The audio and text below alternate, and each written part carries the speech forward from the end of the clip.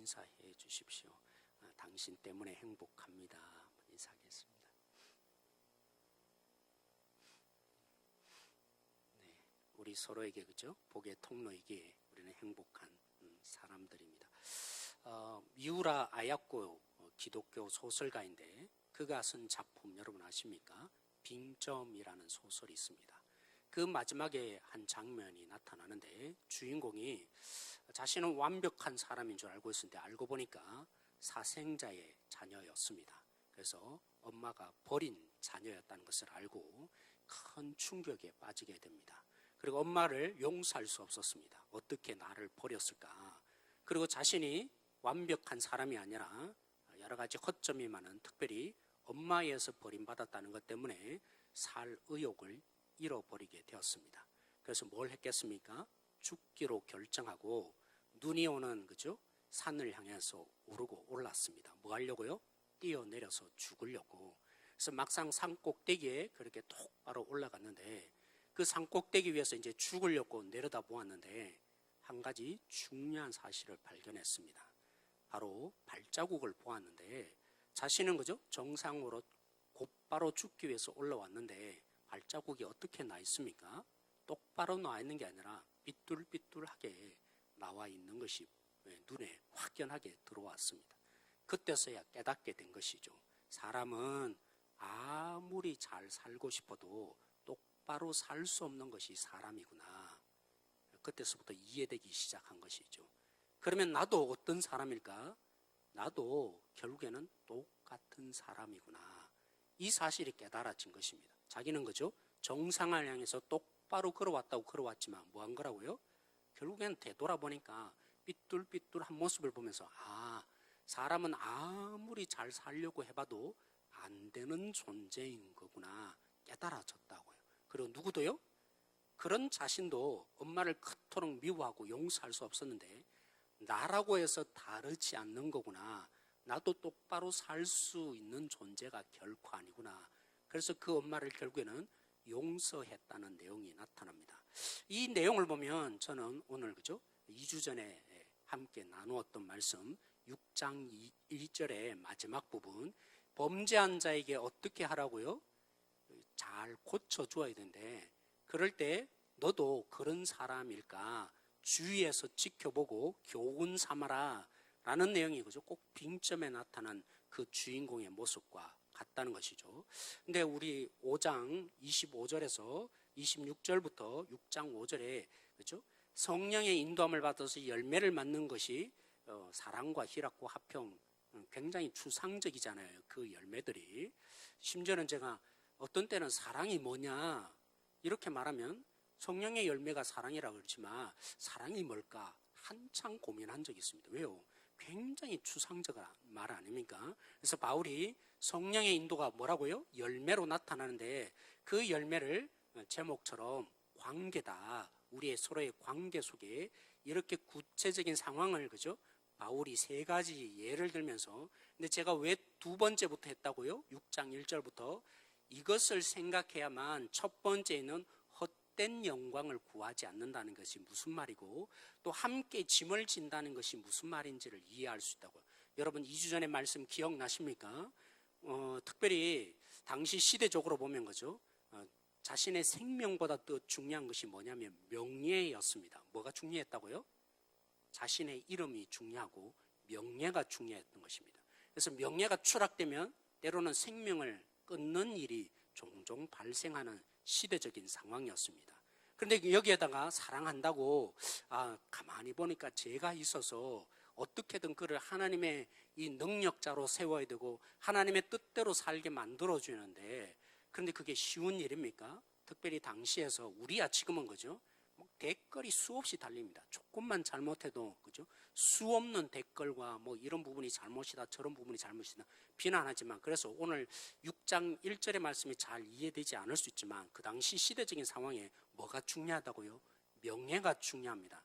그를 사랑해서 그냥 내버려 둘 수 없어서 죄 속에 살면 하나님의 능력이 나타나지 못하고 생명 속에 살지 못하고 하나님의 복의 통로의 역할을 제대로 감당하지 못하니까 그를 제대로 세워주고자 지적하거나 그죠? 이렇게 이것도 이런 죄에서 돌이켜야 한다.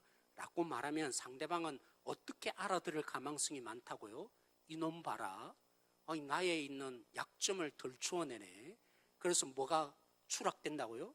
내 명예를, 생명보다 중요한 내 명예를 깎아내리네. 그렇게 되어서 오해를 산다고요. 그래서 미워할 것이 뻔해 보인다는 것이죠. 그래서 대부분 갈등을 일으키기 싫고, 그렇게 죄 문제를 다루면 내가 괜히 상대방으로 미움받아서 손해보니까 모른 척하고죠, 넘어가는 일. 우리도 종종 그러잖아요. 지금 오늘 현 시대에 보면 우리 청소년들이 담배를 피는데 골목에서 우리가 막아설 수 있습니까? 그러다가 죽잖아요. 반쯤 죽을 일이 생기니까 얼마나 두렵습니까? 함부로 하지 못하는 것처럼 그게 그들의 시대적인 상황인 거죠. 오늘 우리 시대를 생각해 본다면. 그런데 정말 그를 사랑한다면 뭐 해야 합니까? 그냥 내버려둬서는 안 되는 거죠. 그런데 왜 지적한다고요? 제대로 세우기 위해서, 하나님 앞에 세우기 위해서. 오늘처럼 막 잘못됐다, 뭐 이런 문제 있다, 막 덜추어내고 비난하고 깎아내리기 위해서가 아니라 결국 그를 하나님 앞에 제대로 세우기 위해서 사랑한다면 그런 존재가 되어야 되지 않느냐라는 것이었습니다. 이럴 때 우리 속에 그죠? 뭐가 생긴다고요? 큰 함정이 하나 생긴다고요. 그러한 죄를 지적하고 그를 세울 때 나는 죄보다 낫다. 나는 저 사람보다는 훨씬 나은 존재다. 죄를 지적하는 내 자신이 고치려고 뭔가를 충고하는 내 자신이 저 사람보다 나는 낫다는 심령. 오늘 빙점에 있는 주인공처럼 그죠? 왜 죽으려고 했죠? 왜 미워했죠? 알고 보니까 똑같더라는 것입니다. 다를 바 없다는 것을 알고 용서가 일어난 것처럼 우리가 누군가를 도우려 하고 누군가를 바로 세우려 할 때 유혹이 일어난다 그죠? 어떤 유혹이요? 나는 그래도 똑바로 사는데 너는 왜 그렇게밖에 못 사냐? 그를 아주 낮추어 볼 가망성이 많다. 그래서 성령이 인도하여서 성령이 열매를 맺는 것은 어떤 관계로 나타납니까? 한마디로 말하면 죄 문제를 다룰 때 그와 나를 분리시키지 않는 함께 하나 되어짐이 나타나는 관계의 열매를 맺어지는 것이다 라고 2주 전에 다루었던 거 여러분 기억나시죠? 자, 이 부분을 가지고 오늘 뒷부분에 있는 2절부터 또 5절까지 이어진 서로 짐을 지라 라는 부분을 살펴볼 필요가 있다는 것입니다. 위에도 관련 있고 아래도 이 1절과 서로 관련되어서 나타나기 때문입니다. 여러분 물론 이 본문의 내용은 일반적으로 그렇죠? 서로 짐을 지라, 어려움을 도와줘라, 연약한 부분을 붙들어주라, 가난하면 뭔가 우리가 구제해 주라, 이런 부분으로 일반적으로 나타나는 본문인 것처럼 적용할 수 물론 있습니다. 오늘은 1절과 관련되어서 지금 2절부터 5절이 연결되어 있다고요. 어떤 상황일까요? 우리 이재랑 권사님이 그죠? 우리 교통사고가 나셔서 처음에는 뼈가 이렇게 갈비뼈가 부러지고 틀어지셨을 때 의사 선생님이 그죠? 장기가 안에 있는 장기도 다쳤을 거고 막 이런 부분들에 우리에게 불안케하는 또 당연히 그렇게 될 것이 뻔했던 사실들이 있었습니다. 그리고 간의 수치가 높아서 당장 수술할 수 없는 그런 상황. 그래서 얼마나 참 위기인가 우리 모두에게 그 마음을 갖게 했습니다. 그래서 우리 성도들이 그죠? 때로는 금식 기도하시는 분도 생기셨고 우리 권사에서는 아예 그죠? 시간별로 조를 짜서 아침부터 뭐 새벽 이런 거 따지지 않고 24시간 풀가동해서 기도해 주시는 우리 권사에도 계셨고 또 찬양대원들이 같이 그죠? 며칠 동안 또 이렇게 매 시간마다 기도해 주셨고 또 우리 성도들은 또 한 마음으로 그죠? 이렇게 기도했던 거 우리 권사님이 너무나 잘 알고 계십니다. 그렇게 어려운 상황 속에 제대로 수술도 제 시간에 못 맞출 것 같았는데 막상 그렇게 수술 받고 그죠? 재활 훈련 한번 받지 않고 아주 건강하게 이렇게 잘 회복되셨어요. 그래서 권사님이 목사님 이제는 기도 제목에도 올리지 마세요. 이렇게 물론 뭐 여전히 아픈 부분이 있지만 그런 부분들을 이제 우리 권사님이 겪으시면서 이런 고백을 하셨어요. 목사님, 또 우리 성도님 너무 감사하다고. 나 같은 사람을 어떻게 이렇게 사랑해주고 참 자격이 없다고 생각했는데 이런 은혜를 받고 보니까 공동체가 얼마나 중요하고 이 은혜를 정말 내가 경험했습니다. 라고 고백한 것처럼 서로 짐을 진다는 게 그런 거 아니겠습니까? 그런 의미가 나타나는 거 아니겠습니까? 그런데 오늘 이 본문은 그 얘기보다도 더 축소된 내용의 부분인 것입니다. 어떤 부분의 내용입니까? 오늘 제 문제와 관련된 부분이라고 오늘 1절의 내용이 되어 있다라고 얘기를 했습니다. 사랑하는 성도 여러분, 우리의 이 죄 문제는 우리는 흔히 너가 죄를 지었으니까 회개하고 돌이켜라, 물론 맞는 얘기입니다. 죄 문제는 개인적인 일이고 누구인가 핑계 댈 수 없는 그것이 죄의 문제입니다.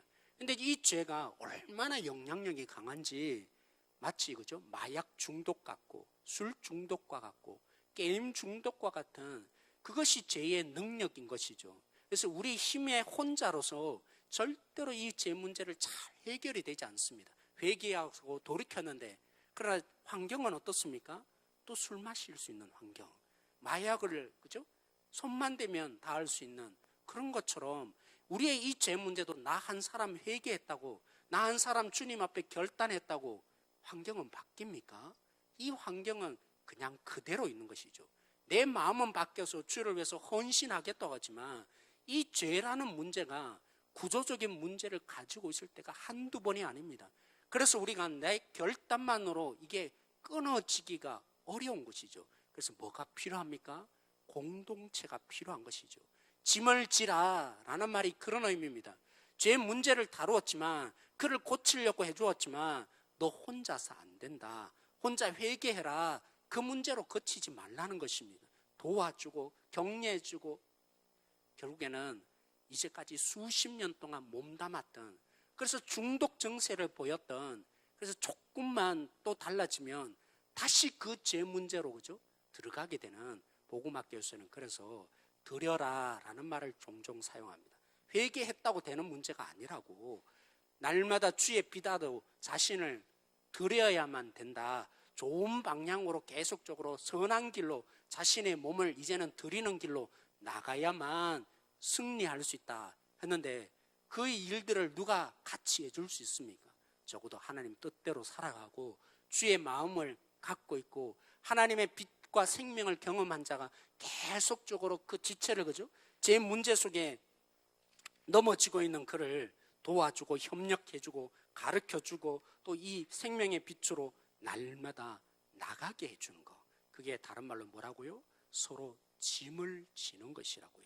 그럴 때 그가 이제는 중독과 같은 그 죄 문제를 끊고 주님의 사람으로 설 수 있다. 근데 한 가지 문제가 있는 것이죠. 여러분도 경험해 보셨겠지만 우리가 도와주려고 하는데 상대방이 자신의 문제를 죄로 여기지 않으면 오히려 얘기해주고 도와주면 뭐라고 합니까? 신경질을 냈죠. 아이 듣기 싫다고 왜 그렇게 말을 하냐고. 분명히 자기도 그것이 문제인 줄 알고 자기에게 도움을 주는 줄도 알지만 죄를 끊어낼 마음의 준비가 되어 있지 않으면, 그래서 오늘 덧붙인 게 뭡니까? 자기 자신의 짐을 지라. 상대방만 함께 짐을 져주는 게 아니라 공동체가 이 죄의 문제를 함께 논의하고 도와주고 환경을 만들어주는 문제가 아니라 그 이전에 뭐가 필요하다고요? 내 자신이 그 죄 문제에 대해서 난 이제 결단하고 주님께 회개해서 제대로 서겠다. 그런 마음이 없으면 오히려 서로가 갈등만 일어나고 그렇죠?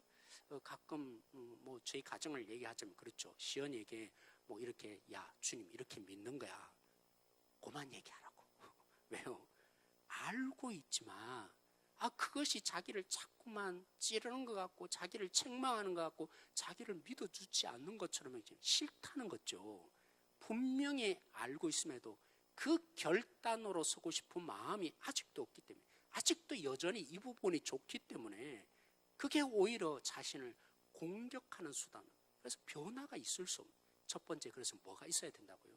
내 자신이 먼저 죄에 대해서 돌이키려는, 죄 문제를 하나님 앞에 정말 짐을 지려는 그 마음의 자세가 먼저 필요한 거고, 그런데 이 문제를 너 혼자 해결해라, 그래서는 안 된다는 것입니다. 왜 교회로 공동체가 존재합니까? 여러분 보시면 초대교회나 항상 보면 이 죄의 문제가 공동체로 나타났고 함께 회개하고 함께 드러내는 가운데 놀라운 성령의 역사가 있었던 것이 우리는 보여집니다. 오늘날 우리죠? 우리도 때로는 명예가 중요하고 우리 자신을 감추고 싶은 시대, 그래서 연약함을 드러내면 끊임없이 물고 뜯는 이런 시대 속에 우리가 살아서 굳이 뭐 남에게 제 얘기를 해야 되나? 우리는 이러한 부분들이 굉장히 강력하게 나타나는데 사실은 경험해 보십시오. 그렇다고 해서 막 함부로 제 얘기하고 그죠? 그래서는 안 되겠지만 오늘 공동체로 다루어야 한다라고 한 것처럼 정말 성령이 역사하시는 곳이라면, 성령이 인도하는 곳이라면 혼자의 문제로 너 혼자 해결해라, 이럴 수 없는 것이 오늘 우리가 두 번째로 얘기하는 오히려 세 번째 얘기죠. 그러면 마지막에 있는 헛된 영광을 구하지 말라라고 하는 이 얘기가 무슨 뜻이겠습니까? 헛된 영광을 구한다는 말이 과연 무슨 뜻이겠습니까?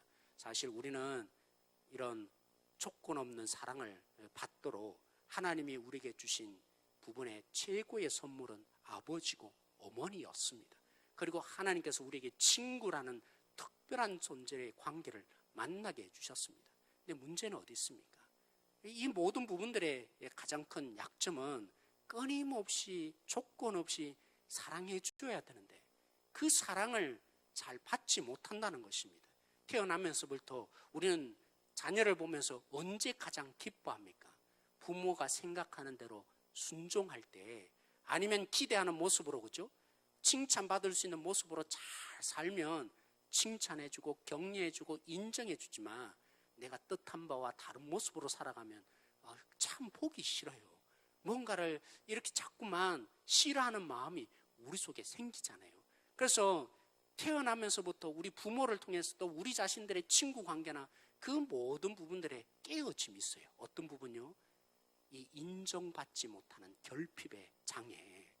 무한한 사랑을 받아야 될 우리가 무한한 사랑을 공급받지 못하고 모든 그냥 주시는 이 은혜를 받아야 될 우리가 은혜를 공급받지 못하는 결핍이 자라면 자랄수록 커져간다는 거죠.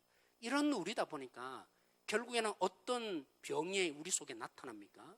우리 자신을 포장합니다. 왜요? 잘 보여야 사랑하니까, 능력이 있어야 내가 인정받으니까, 능력이 없으면 결국에는 함부로 내가 대하는 모습들이 자꾸만 사람들과 관계 속에 우리가 겪다 보니까 원래는 그 무한한 사랑과 무한한 은혜와 무한한 에너지를 부모나 친구를 통해서 결국 하나님이 주신다 깨닫게 하려고 그렇게 하나님이 주신 건데 우리는 오히려 어떻게 나갑니까? 죄성이 있는 우리는 그런 결핍을 자꾸 경험하면서 결국 우리는 우리 나름대로의 안전장치를 마련하는 것이죠. 그래서 남에게 어떻게 합니까? 난 잘났다. 너보다도 훨씬 뛰어난 능력자야. 나는 못난 거 하나도 없어. 자꾸만 포장하고 그렇죠. 그리고 남이 잘 돼가면 어떻게 합니까? 위기감을 느끼는 거죠. 나는 저 사람에 비해서 뒤처질 것 같은 어떤 어려움과 위기감. 그래서 사촌이 땅을 사면 뭐 한다고요? 배가 아픈 법이, 그렇죠? 우리에게 당연히 일어나는 것이죠. 이런 우리들, 그러다 보니까 누가 중요합니까? 다른 사람보다 내 자신이 영광이 드러나고 내 자신이 높아지고 내 자신이 강해지는 여기에 우리의 집착이 자꾸만 더 크게 나타나게 되어질 수밖에 없는 것이죠. 정반대도 마찬가지입니다. 어떤 사람은 자신을 자랑하고 자신을 높이고 자신의 위대함과 교만함에 점점 커지는 사람이 있다면 정반대인 사람이 있잖아요. 우울증에 걸리고 자꾸만 자신을 루저라 여기고 그죠? 난 실패작이다. 요즘 우리 청소년 그러다고 하는데 초등학교 때만 해도 성적이 그죠? 나름대로 됐는데 중학교 올라가면서 자신이 힘으로 안 되니까 성적이 조금 좀 떨어지는 가운데 어떻게 느낍니까? 난 이제 패배자다. 그래서 공부도 잘 안 한다는 겁니다. 이미 1%만 이미 중학교 시절에 이미 결판이 나고 점점 가면 갈수록 자신이 루저라는 그죠? 시험 성적에 나는 이제 안 되는구나. 대학에도 못 들어가는구나. 이러면서 루저라는 인생이 점점 사라지는데 근데 그 본 모습의 본질은 다르지 않습니다. 다른 형태로 나타났을 뿐이지. 누군가는 자신이 능력 있다고 나타내고 자신을 포장하는 것으로 드러나지만 어떤 사람은 뭐 한다고요? 나는 실패작이야. 그 모든 것의 핵심이 뭡니까? 나인 거죠. 나. 이게 뭐예요? 헛된 영광을 구하는 것이라고요. 나에게 집착하면 집착할수록 교만으로 패망하든지 아니면 점점 자신감을 잃고 자신을 감추게 되어 있고 실패작이라는 이 속에 내 자신을 다른 사람과 분리해내는 이런 존재의 모습으로 살아갈 수밖에 없는 것이죠. 그런 우리들에게 성령이 역사하시면요, 성령이 우리를 인도해 가시면, 그래서 헛된 영광이 왜 구하여지지 않습니까? 나라는 존재에 왜 집착하지 않게 됩니까? 왜 나라는 것을 자꾸만 드러내고 싶고 인정받고 싶고, 어떻게 하면 사랑을 받아낼 수 있을까? 쟁탈전을 벌이는 이런 헛된 영광에 빠지지 않습니까? 아니면 정반대로 가면 갈수록 나는 부족한 사람이고 이래서 내 세상에 살아봐서 뭐하나, 자꾸만 자신들을, 그죠? 자꾸만 이렇게 스스로를 짓밟는 이런 헛된 영광 속에 왜 성령이 인도하시면 살지 않게 되는 것입니까? 로마서 8장에 말합니다. 성령이 오늘 우리를 누구라고 고백하게 만든다고요? 말할 수 없는 탄식으로 우리 위해서 기도하시는 그 성령이 우리가 누구라고 증명한다고요? 하나님의 자녀가 너희들이다 라고 가장 큰 소리로 우리에게 얘기해 주기 때문입니다. 하나님의 자녀가 뭐였죠? 갈라디아서 이제까지 쭉 얘기되었던, 너 좀 넘어져도 괜찮아, 너 좀 인정 못 받아도 괜찮아, 심지어는 네가 하나님을 믿다가 하나님을 베드로처럼 부인하면 넘어져도 괜찮아. 왜요? 하나님 아빠는 그런 존재가 아닙니까? 세상에 있는 아빠는 때로는 신실하지 못하고 자기가 원하는 뜻대로 이렇게 갈 때 기뻐해 주는 아빠일지는 모르지만, 우리 하나님 아빠는 어떤 분이십니까? 아들을 주기까지 하시며 가장 좋은 것을 주시는데 미치신 아빠이기 때문에 조금 잘했다고 더 잘 대우해 주고, 조금 못했다고 넘어졌으니까 넌 이제 자격이 없어, 그런 하나님 아빠가 아니라고. 성령이 끊임없이 무슨 얘기를 들려줍니까? 너 괜찮아, 조금 넘어져도 괜찮고, 너 조금 잘했다고 우쭐거리지 말라고. 그것 때문에 하나님이 널 사랑하거나 더 위대한 존재로 만들어준 게 아니라고. 너 자신을 사랑하고 가장 아끼는 것은 너라고. 이 땅의 사람이 너를 짓밟는다 할지라도. 그래서 로마서 8장 뒷부분에 뭐라고 합니까? 하나님이 우리 편이시면, 하나님이 우리 편이시면 누가 정죄하리요? 그건 누구도 우리를 대적할 수 없는 존재, 그게 하나님의 자녀가 아니냐고. 그렇죠? 성령이 인도하시면 이 헛된 영광, 사람들에게 인정받음에 목말랐고, 물론 인정받지 못해서 그랬죠. 사랑받지 못해서 우리에게 끊임없는 정말 충분한 사랑과 인정을 어릴 때부터 받지 못하고 자라온 경쟁에 끊임없이 살았던 우리여서 목마를 대로 목말랐지만, 오늘 우리에게 근본적으로 돌아가게 하신다고 했죠. 하나님이 우리에게 어떤 분으로 오셨는지, 그리고 그러기 위해서 어떻게 자신의 아들을 희생하셨고 우리를 이제 어떤 존재로 여기시는지. 내가 네 편이야, 다른 모든 사람 네 편이 아니라 할지라도 걱정하지 마, 내가 네 편이니까. 그게 하나님의 자녀의 의미라고요. 그게 하나님의 자녀로 부르게 하시는, 성령이 우리의 가슴 속에 뛰게 하시고 목소리 높이게 하시는 일이라고요. 그래서 성령은 어떻게 열매 맺게 합니까? 오늘 우리의 이 삶에 헛된 영과 내게 집착하고 조금 더 사랑받지 못할까? 실수하면 그것 때문에 감추기 위해서 더 많은 거짓말을 해야 되고, 또 어떻게 하면 내가 좀 더 잘난 사람인가 나타나는데 뭔가 하나 하고도 그렇죠. 그거 어때요? 꼭 물어야 되는 그런 사람이었는데, 이제는 그게 중요해지지 않더라는 것이죠. 왜요? 내 속에 있는 성령님이 너 하나님의 자녀 아니냐고. 너 이제 이런 존재로 만들었기 때문에 이것 때문에 네가 높아질 수도 없고, 그거와는 비교할 수는 하나님의 이 희생의 아들의 피의 대가의 가치가 매겨진 존재, 사람이 인정해 주는 것보다도 이 놀라운 예수님의 피의 가격이 매겨진 존재가 너인데, 하나님의 형상으로 회복되어진 존재가 너인데 너 그 목소리 있지 않느냐고. 그래서 우리는 이 헛된 영광에서 탈출할 수 있는 놀라운 역사가 우리 속에 일어나게 되어 있는 것이죠. 오늘 사랑하는 성도 여러분, 오늘 이 말씀 세 가지를 기억하며 함께 기도할 수 있기를 원합니다. 성령의 인도함을 받아서 성령에 의해서 열매를 맺는다는 것이 어떤 걸로 구체적으로 나타난다고요? 나 오직 나에게 집중되어 있고 내가 어떻게 오늘 여기서 살아남을까 그랬던 우리가 오늘 또 우리를 인정하시고 다른 사람보다도 더 큰 목소리로 난 너를 끝까지 믿어주고 사랑하겠다 말씀하시는 하나님 아빠의 모습으로 우리에게 다가오시기에 우리는 한 사람을 만날 때도 그로부터 어떻게 인정받을까, 그에게 인정받지 못할까, 여기에서 탈출하고. 그러게 어떻게 알 수 있다고요? 이 본질이 제대로 되니까 내가 그를 위해서 살고 싶은, 주를 위해서 살듯이 그를 위해서 살고 싶은 이 마음이 불타오를 수 있는 것이죠. 사랑하는 성도 여러분, 오늘 우리가 사람들의 인정에 목말라하지 않으니까 오늘 예수 그리스도가 그렇죠, 십자가에 죽은 그 사건을 내 죽음으로 여겨주시고 예수님의 부활을 내 죽음으로 여겨주셨기에 이제는 예수의 운명이 내 운명이 되었기 때문에 우리도 지체를 바라보며 분리시키는 자가 아니라 그와 나가 동일한 사람이다. 그를 위해서 함께 붙잡고 살아날 때까지 도와주며 격려하며 세워주는 일, 연약하며 넘어지는 그 제 문제를 내팽개치지 않고 그가 주님 앞에 세워질 때까지 함께 협력하며 그를 나와 동일한 한 형제로 여기며 함께 나아가는 성령의 그 열매가 맺어지겠죠. 성령의 인도하시면, 성령의 열매를 맺어지면 어떻게 한다고요? 이러한 우리들의 이 관계에 하나님께서 나타나게 하실 것입니다. 오늘 그 마음으로 이 찬양 우리 함께하며 나아가기를 원합니다. 나의 안에